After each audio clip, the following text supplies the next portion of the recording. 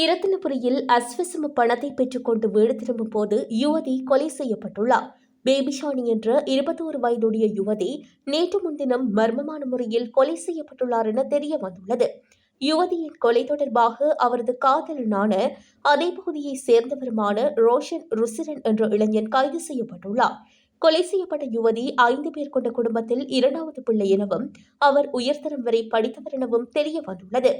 இந்த சம்பவத்திற்கு முன்பு சந்தேக நபர் யுவதியின் மூத்த சகோதரனின் நட்பு காரணமாக அவரது வீட்டிற்கு அடிக்கடி சென்று வந்துள்ளார்.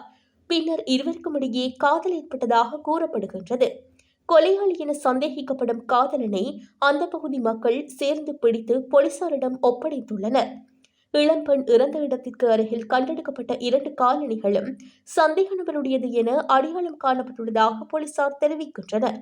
இளம்பெண்ணின் மரணத்திற்கும் தனக்கும் எந்த தொடர்பும் இல்லை எனவும் அவர் அணையில் குதித்து உயிரை மாய்த்துக் கொண்டதாகவும் சந்தேக நபர் போலீசாரிடம் தெரிவித்துள்ளார்.